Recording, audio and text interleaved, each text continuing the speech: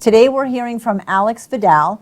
In the real estate industry since the age of 19, he's learned persistence and consistency, therapy, finding the right person. He's exploded real estate in the Florida Keys and launched the Closer Club, which is an online interview series. Today, Naked Podcaster on with Alex Vidal, like the hair, Vidal Sassoon. That's it. Tell us all about who you are and what your business is and what you do in your podcast, because I love podcasts, clearly.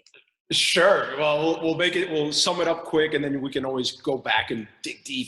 So I'm 41. I got into real estate when I was 19. And the reason I got into real estate really was only a function of I fell into it. I get asked a lot, like, was that something you always wanted to do? No, absolutely not. What happened is I have a 22-year-old son who's about to be 23.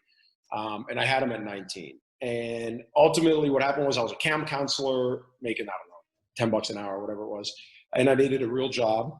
And I essentially started farming out my resume to everybody and their mother. So if you could have been or there could have been an ad for like a CPA, you'd still get my resume. It didn't matter. And I ultimately, and this is how I fell into real estate, had the opportunity to go work for the assistant to the owner of the largest real estate company in Florida, a guy named Mike Pappas, who I'm actually still very close with today.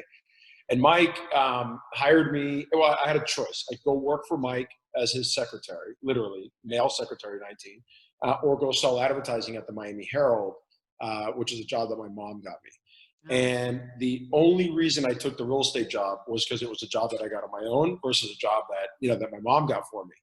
And fast forward, within like 8 months time, I would always hear Mike complaining like, dude, we're hiring 70 or 80 agents a month, but we're losing 70, 80 agents a month. And I said, well, listen, you get this list of brand new agents getting into the business all the time. Why don't I start calling them? And he said, sure, you can call them, but you got to call them after hours. And I did. And within 8 months, I was actually promoted by this time I was like 20, to the recruiting director for one of the largest real estate companies in the country. And that journey took me from Florida to California, where I then got separated from my son's mother. She moved back here, so I had to move back. Did it then for one of the largest real estate companies here in Florida, another one. Market crashes, I get recruited to Colorado.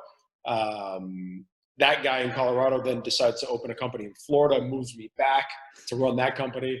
It's like one of those things that you just take chances and you take the risk and you go and, God, I've gone cross country twice in my career. And long story short, I was asked to work on a job selling a developer project. So this developer built this big building. My friend who I had hired as a brand new agent like 10 years ago took over the project, and she asked me to work on the project because she needed somebody that she could trust. And I hated it. It was brutal. I wanted to put a bullet in my head because it was like, the monotony of here's the same kitchen, the same view, blah, blah, blah. But I actually met the owners of my company now. And so it's an interesting story. I'll share it with you. So the first meet, there's three guys, the two owners and the president of the company.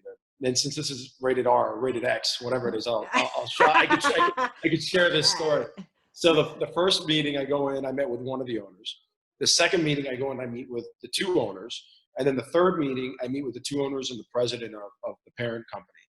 And I remember taking the head of the table. I went in with a 15-page business plan on how I was going to turn the brokerage around.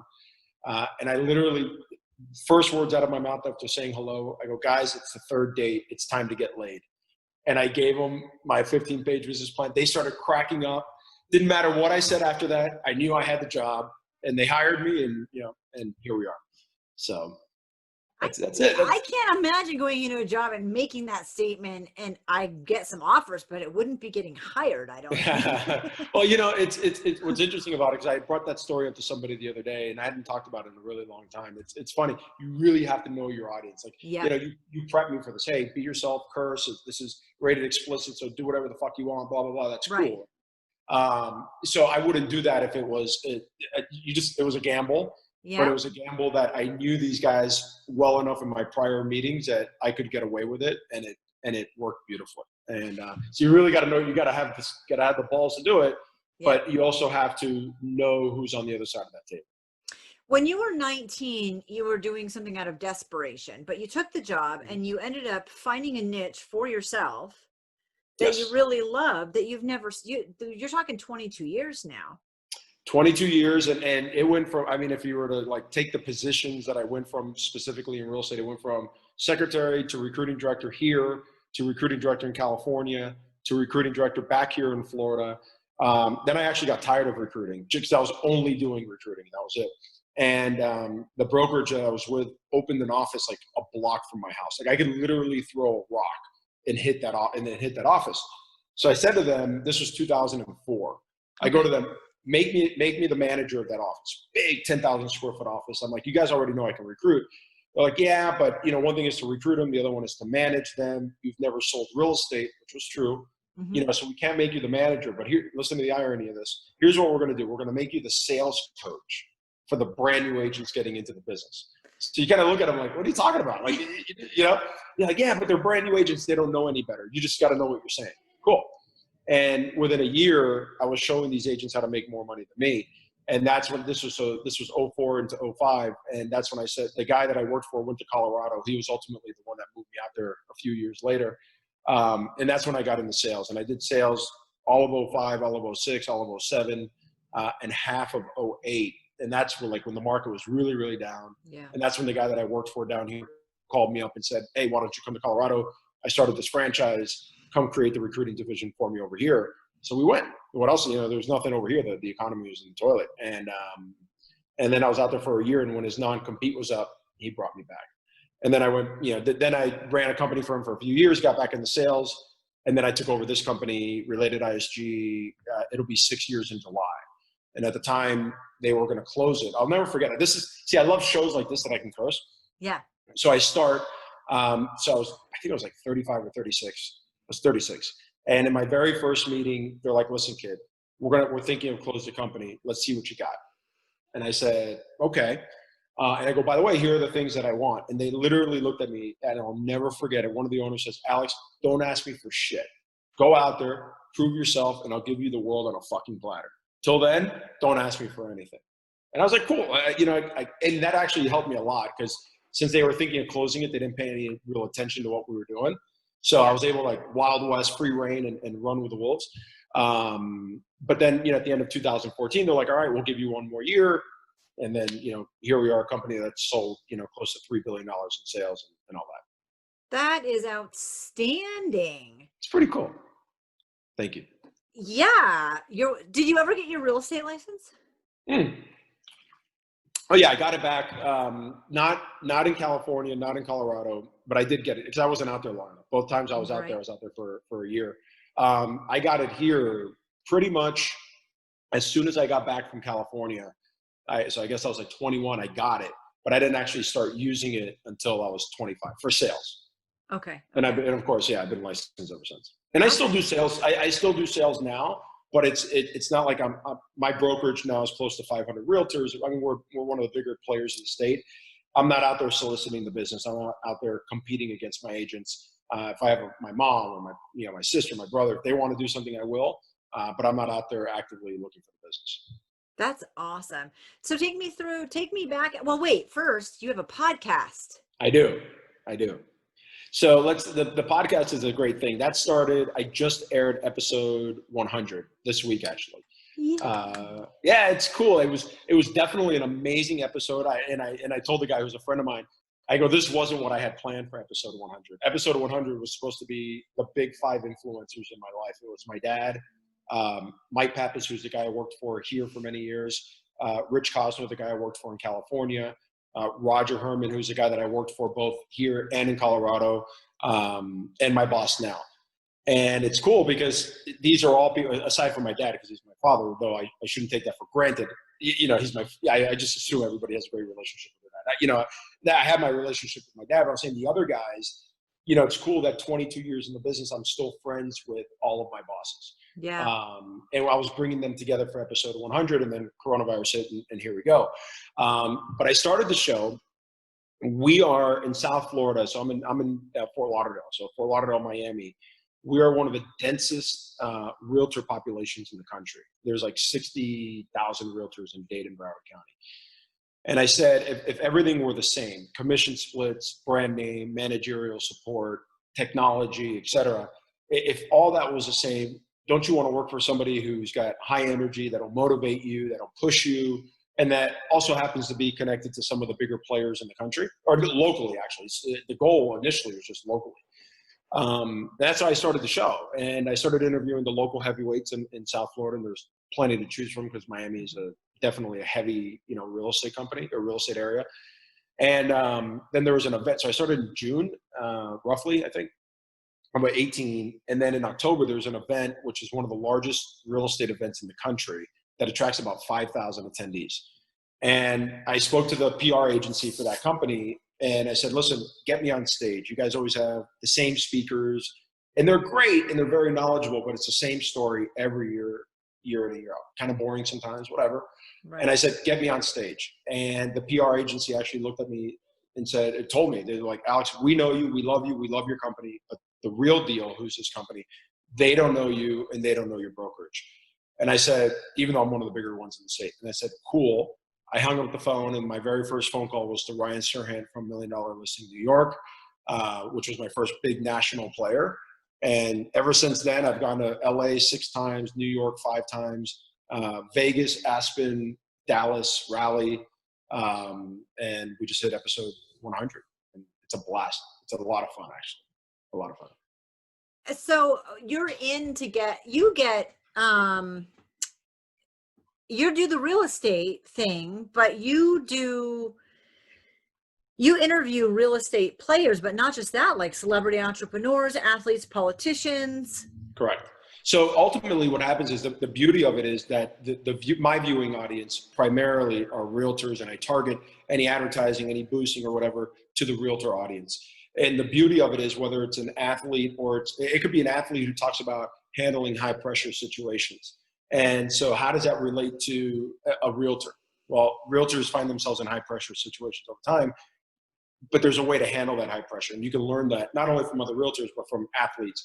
Politicians may be, like I've had the mayor of Miami on the show twice, and he could be talking about just what's happening in Miami overall from a political perspective, from an initiative perspective, that will then, for a Miami realtor, it's good for them to know in the overall selling of Miami.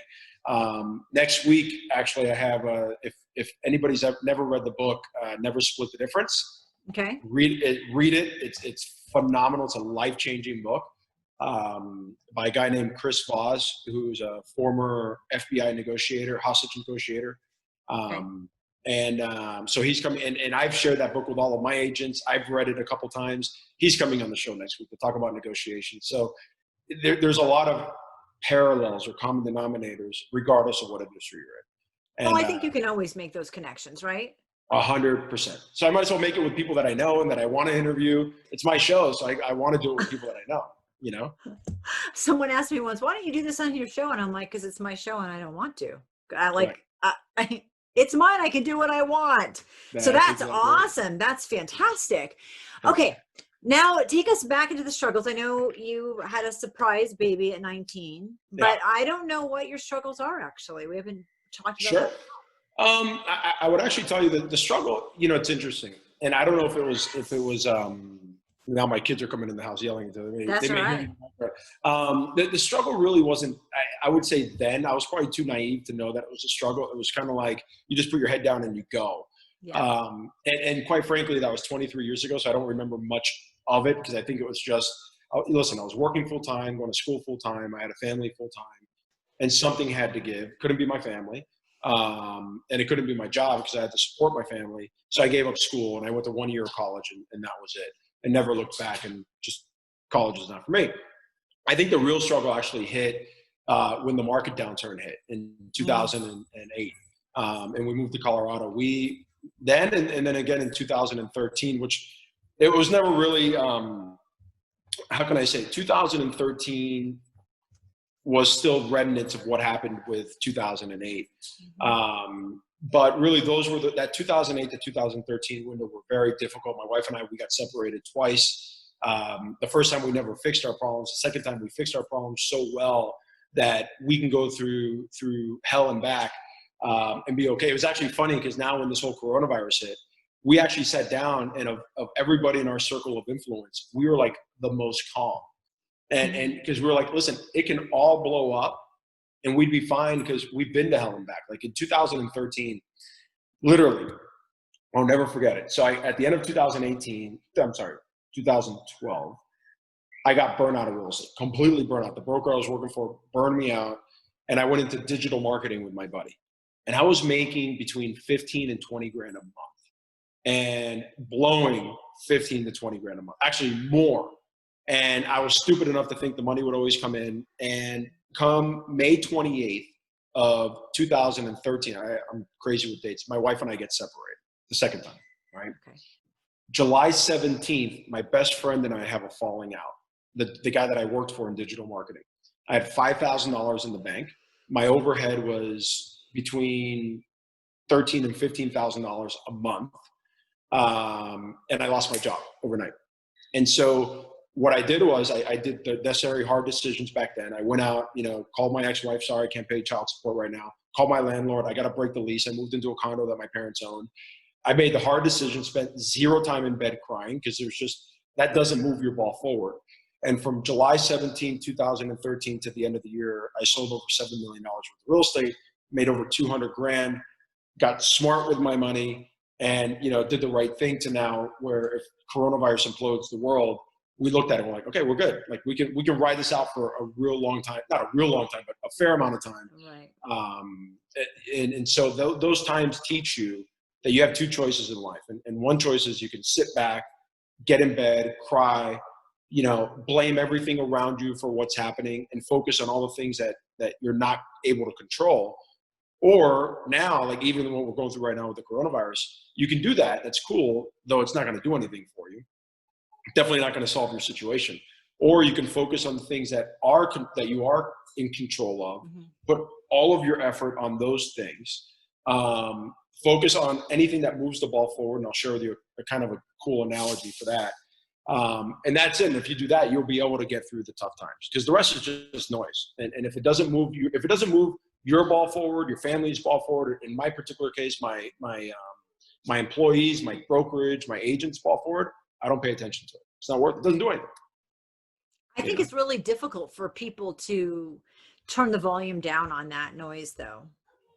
Well, that's a great point. And I think it's just like I do triathlons and I work out a lot and I do CrossFit and all that. And I think that working out physically is, you need to put an equal amount of that into your mental workout. So I learned several months ago, I would tell you I learned a couple of years ago actually, but I really put it into practice since January.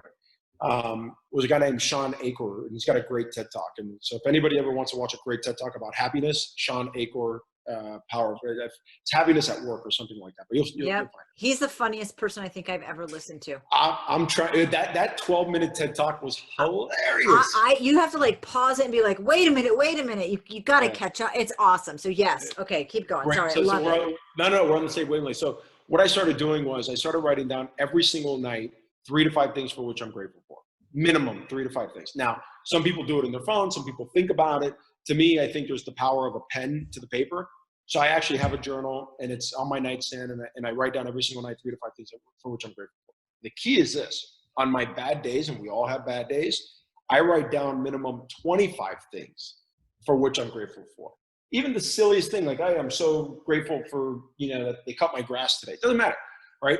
Because what it does is it makes you realize that even on your bad days, you have a lot to be grateful for. Mm-hmm. And then I write a positive note to somebody every single day.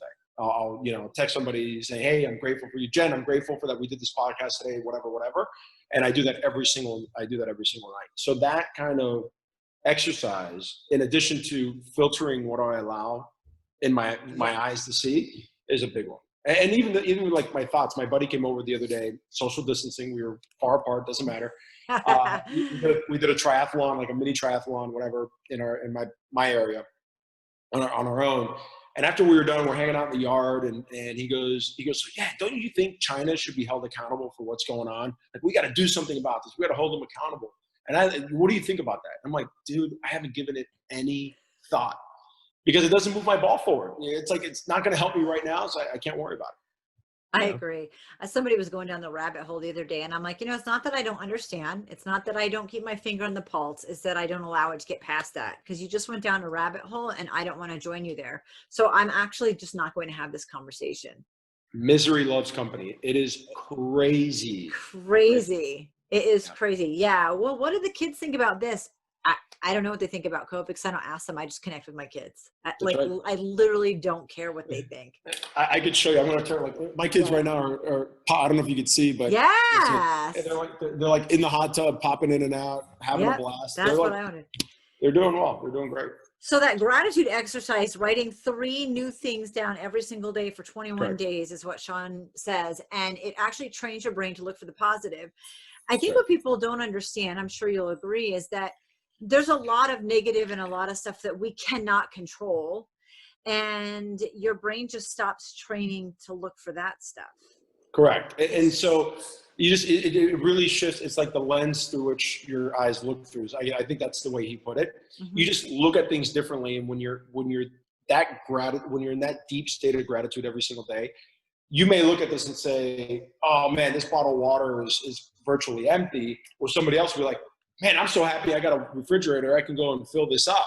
It's so, that's silly, and that's not, anything that It's true though. but I mean, no. it's an example of how silly it can be. And we're looking at it now. Like, this is a great opportunity, what we're going through, to connect with your clients and make those calls that you otherwise would have never made. And so, I mean, it's just things like that. I think that in every situation that seems overwhelming or negative, and because we're recording this at the time we've been a month in on COVID-19 now. At the time we're recording this, the first thing I thought was like, I work online and I have for 4 years. I'm like, everybody join my party. This is awesome. Like, welcome. This is great. I've been alone. Yeah, it is ripe with opportunity. If you like, this is the time to learn a new skill. This is the time to, it's just so many opportunities, but you have to be trained. But that's an interesting thing, right? Because everybody's talking about, this is the time to learn a new skill, or if you're not improving, or all that. I agree, and I don't disagree. Like, I've never invested in the stock market in my life until this time period.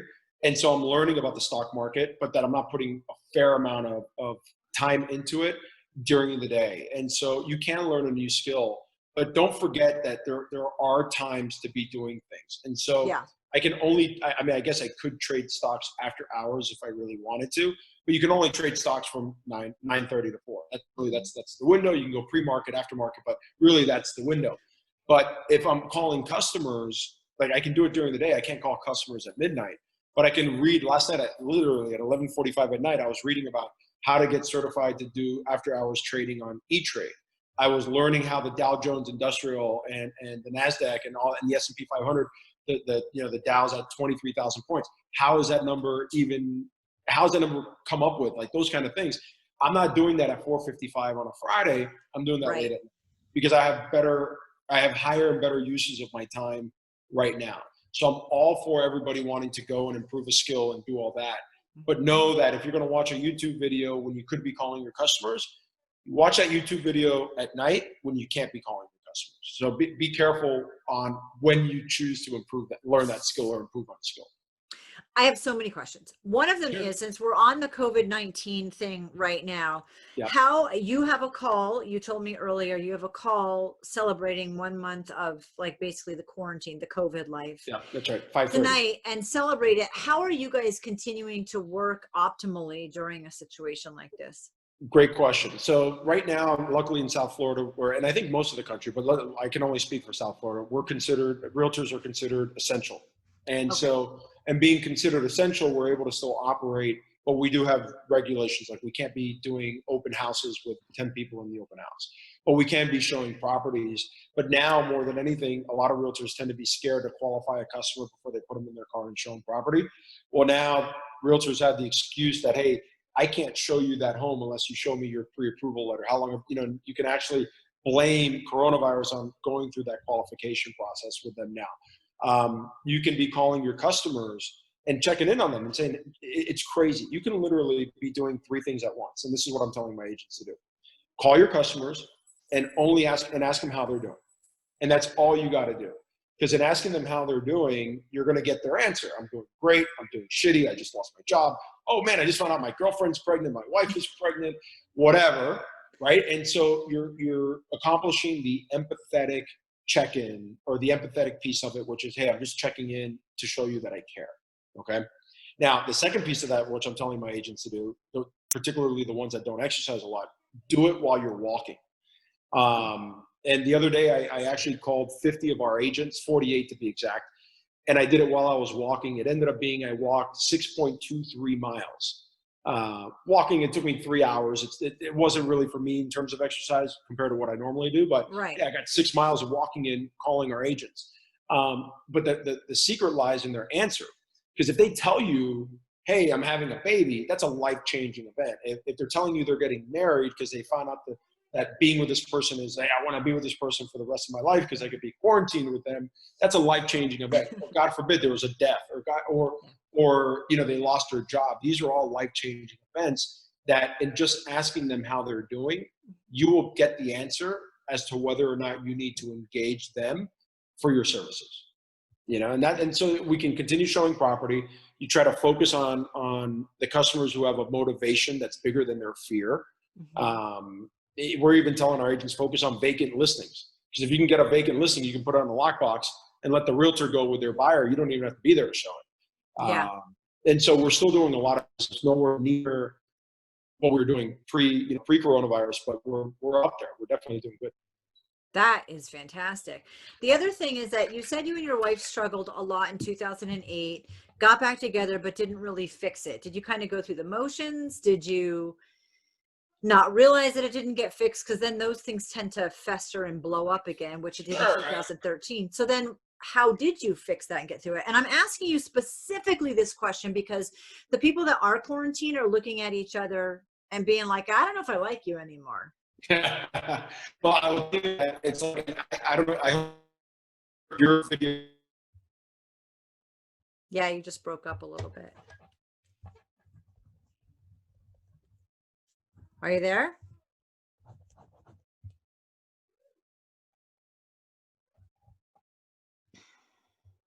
And for people in quarantine, what can they learn and all that? Yeah, So because you had a relationship that went through a lot. We did. You said you didn't do it well the first time around. So can you jump into that? Sure, absolutely. So the best I can equate it to is having a coach. When you look at LeBron James, you look at Tom Brady, you look at Tiger Woods, all these players, none of them, even though they're the best in their game, never do it alone. They either have a team around them or they have a coach. And it wasn't in 2008. 2008 we struggled financially. It was 2011 that we struggled as a marriage and we got separated. And really we got back together more because my twins were really young. And it was hard to do separately. And we got together more so because of the kids than we did because we solved our problems, right? Mm-hmm. And we did have a therapist, and the therapist wanted me to get on antidepressants and all that. And I said, no fucking way. The only piece of advice she gave me that was great was, if you ever feel really stressed or anxious, drop down and do push-ups, because you have a lot of stress and anxiety that in your shoulders, and the push-ups release that. I don't think I've ever been more jacked in my life than back then. I was doing so many. And then finally, I just remember it was May 28th. Mm-hmm. We were in bed, and my son was laying on the bed. And I remember looking at my wife and saying, "Man, look at him. He's so big." And she just starts crying. And I knew it. I knew right then and there. And I'm just like, and she's like, "I don't know if I can do this anymore." I said, "Well, it's time we get separated. Let's try to figure it out." So, and ultimately we went. I called my best friend, and my best friend said, "You got to go see this guy, Jack." And Jack is like this overweight guy, older with a long beard. And I'll never forget walking in to see Jack for the very first time and saying, like, this ain't gonna fucking work. There's just no way. And Jack at that time was very sincere, very honest. He told us straight up, it's either gonna work or it's not, and I'll be the first one to tell you whether it's gonna work or not. He goes, but I think what I need to do is one of you need to choose to see me individually. And I think one of you need to choose to see somebody in my practice individually. And we'll do that for a while. And then if we see that that's going to work, then we'll look at, putting us back together with me. And that's what we did. We separated. She went to see Jack. I let her see Jack, even though my friend was pissed off because he was the one that had referred me to Jack. I saw the partner. And, for about 3 or 4 months, that's what we did. And during that time, though, my wife and I, we would still date. We'd still go out to dinner on Friday nights. I'd still come over and help with the kids and all that.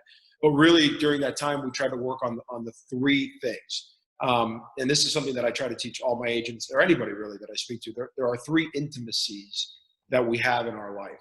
You have physical intimacy, you have emotional intimacy, and you have intellectual intimacy. And it's very rare that you're going to have all three striking at the same time.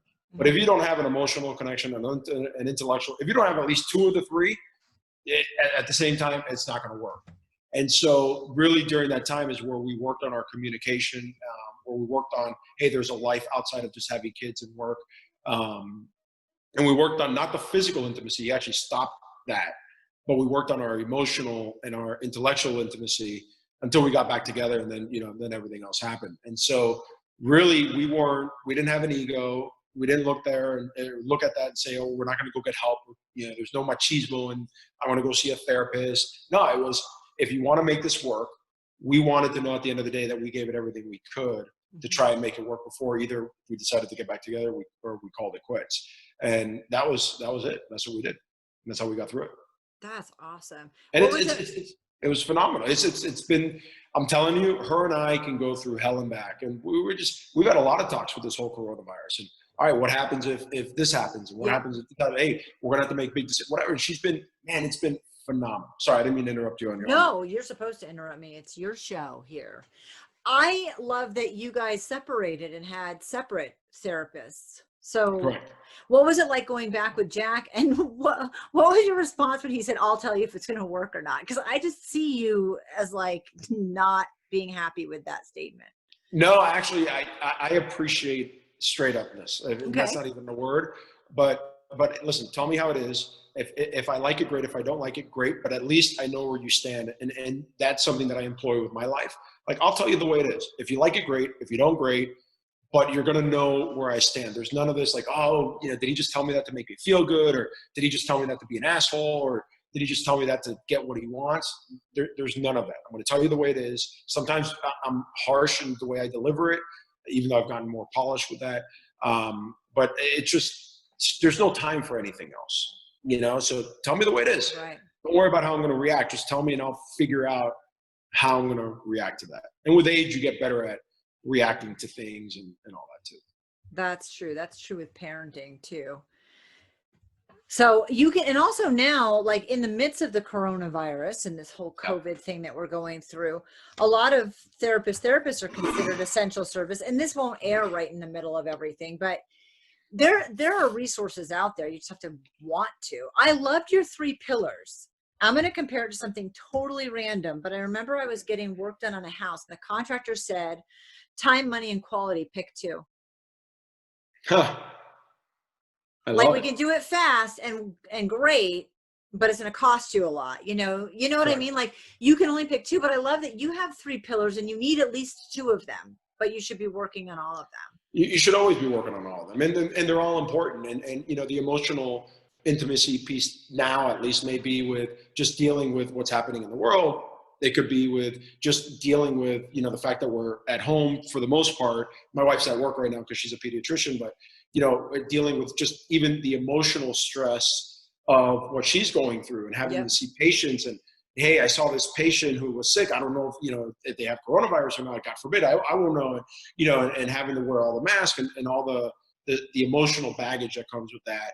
And then you have the intellectual piece, like, hey, what's happening in the world right now is providing some amazing economic opportunities. Like, I've never been involved in the stock market. Yeah. But when it got down to like 18,000, all of a sudden I found myself in the stock market, and those are intellectual conversations about stocks and how about this stock or how about that stock. And the physical piece is always, I'm a man, so it's quite important. Like, any man. No, I'm naked. So well, it is important. I think about that, and here we are, look at us giving relationship advice.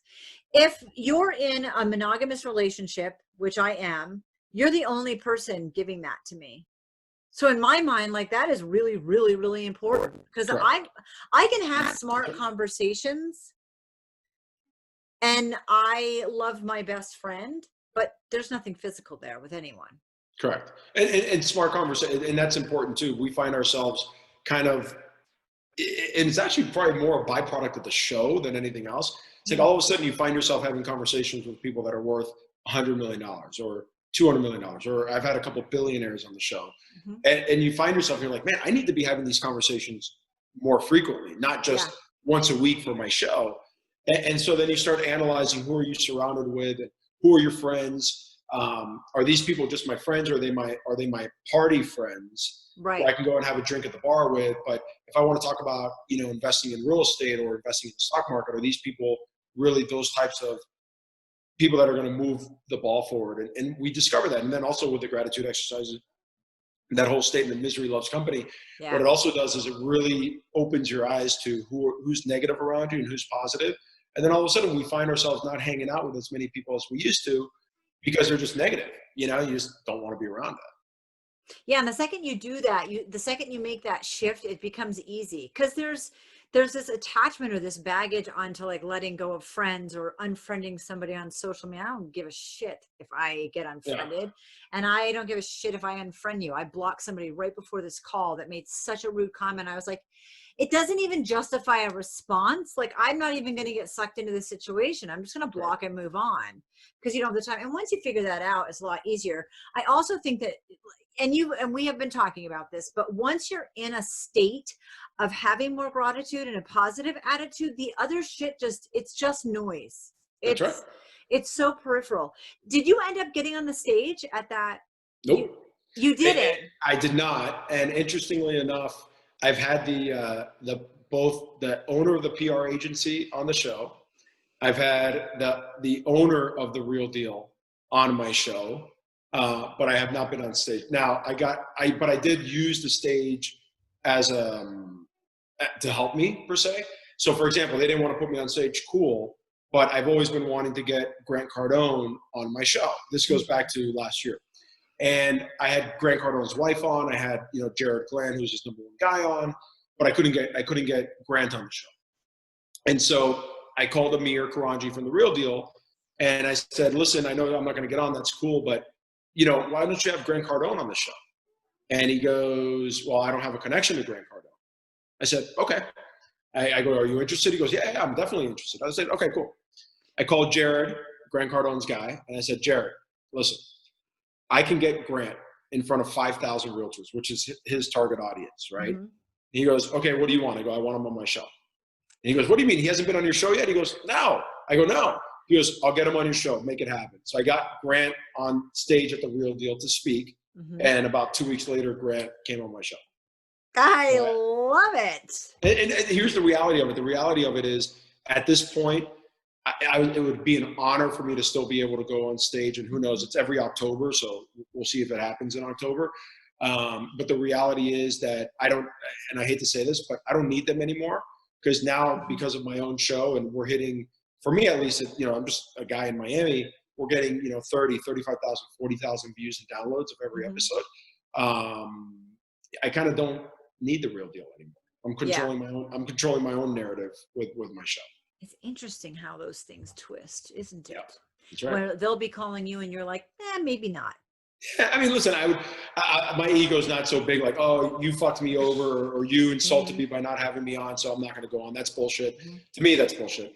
If they called me up and said, hey, do you want to speak? We'll get you on stage. I'd be honored. I mean, they're a very reputable publication, but it went from me wanting to go and I'm going to do everything I can to get on it, to saying, fuck it, if I get invited, cool. But if I don't get invited, it doesn't matter, because I've created my own platform. Mm-hmm. I control my own narrative. I send out my own messages. I don't need them anymore. Yeah, I love that. Okay, I want to wrap up, because you fell into this career that you just jumped in, took it, and ran with it. You've managed all of these different people in different offices.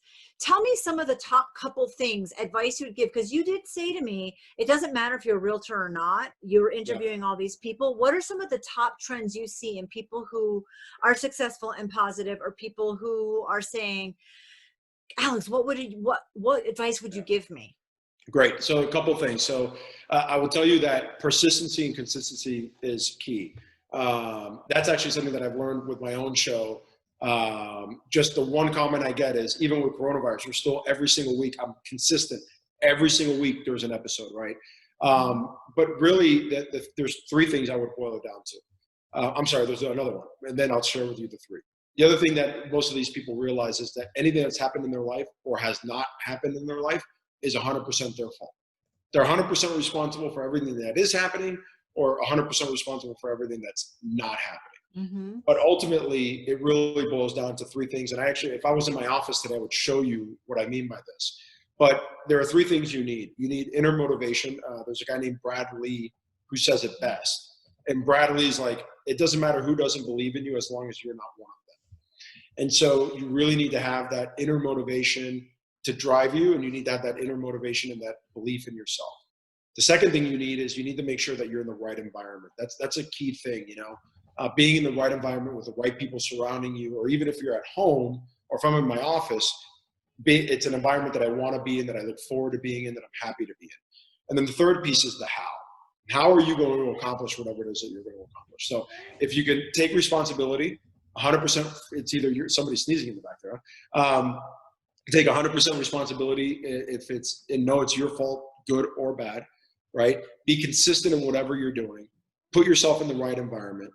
Always lean into that inner motivation and belief in yourself. And how to get there, you'll be good. Someone was sneezing in the background. My microphone picks up the next door neighbor flushing their toilet. Oh, That's a side note, people. Not quite, but almost. I have a good microphone. Awesome. Alex, thank you so much for being here. I appreciate you so much. What great energy. That's refreshing. Well, thank you, Jen. It's a pleasure. I appreciate you taking time, especially on a good Friday afternoon. Thank you for having me on. It's a true pleasure.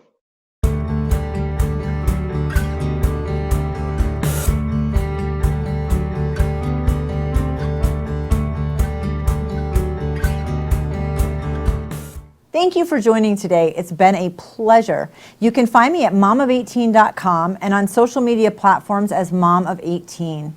A huge thank you to NGBN TV for sponsoring this podcast episode.